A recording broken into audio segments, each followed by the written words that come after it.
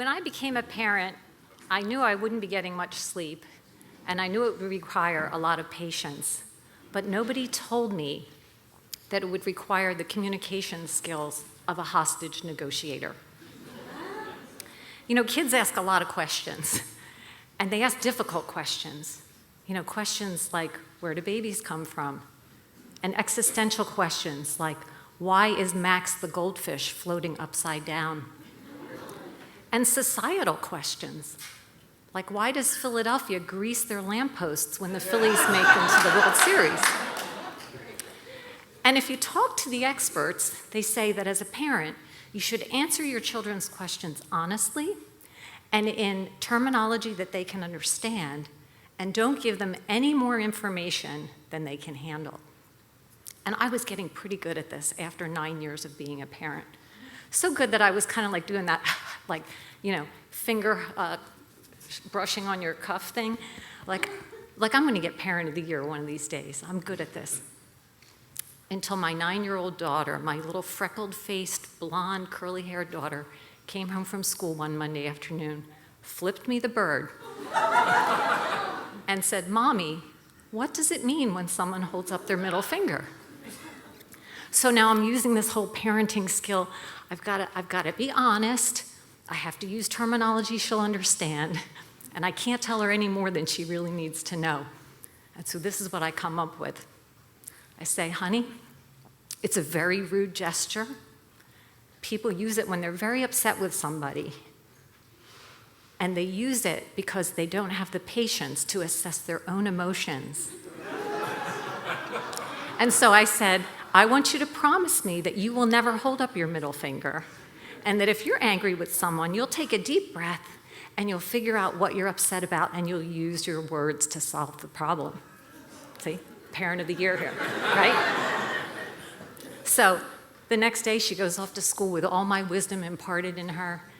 She comes home from school that day and she goes, "Mommy," she's at the point of tears, she says, "I got called to the principal's office today." I said, "Why?" She goes, "Well, I got caught holding up the middle finger on the playground.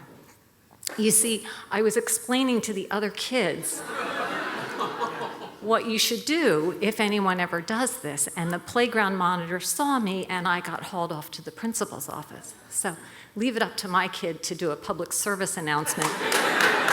So she says, "I got in a lot of trouble and I still don't understand why. So can you please explain to me why it's rude to hold up your middle finger?"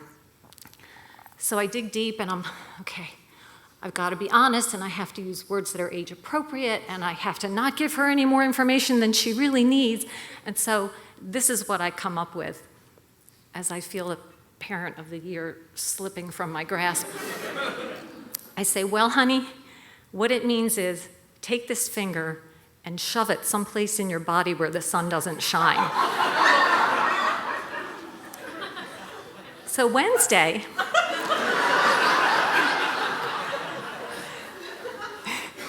she comes home from school and she unpacks her backpack. You know, she does her homework, she does her chores, she changes the cat litter, she practices her cello. You know, we have some dinner, and before you know it, it's time for her to go to bed. And I'm so relieved that we've had no discussion about the middle finger on Wednesday. And so I say, "Honey, go upstairs, brush your teeth, get ready for bed. I'll be up in a minute. I'm just going to kind of tidy up and prepare for tomorrow." So I pack the lunches for tomorrow. I set her shoes and her backpack by the door, and I pick her cello up to put it away. And there, hiding in the bottom of the cello case, is a note from a teacher. And the note says, "Please remember not to use your middle finger." What the heck? We've had this conversation now 2 days in a row. She's promised to never do it again, and now there's a note from the teacher that she's hidden from me. So I went up to her room, but I took my own advice first. I took a deep breath. I channeled my energy, and I used my words. And I did what my parents would have done to me. I tried to trick her into confessing. So I said to her, "Honey," I walk into her room. She's laying in bed, teeth are brushed, you know, she's laying in bed, she's reading a book. The light on her nightstand is casting this halo of light around her blonde curls. She looks like a little angel. And I say, honey, is there anything that happened at school today that you need to tell me about? She puts the book down on her chest and she looks over at me and she goes, no. I'm thinking, that little stinker is lying to me. So I'm like, hun, let's be honest. We've had conversations several days in a row about the middle finger. Is there anything you need to tell me? She says, no. And so I pulled the note from my back pocket and I say, would you like to explain this note that says, please do not use your middle finger? And Abby said to me, in words that I could understand, without telling me any more than I really needed to know, that Mrs. Dilatosh was her music teacher, and that week they were learning to play the D scale on the cello. And any musicians out here will know that when you play the D scale on the cello, you don't let your middle finger touch that string. So I apologized to my daughter and I gave her a hug and kiss goodnight. And I went downstairs knowing that yet another decade will go by without the Mother of the Year award. And then I hung the note from Mrs. Dilatosh on my refrigerator, where it remained for 10 years, as a reminder that as a parent, it's important to answer your questions carefully. But if there's one thing I learned, it's that it's important to ask the right questions. Thank you.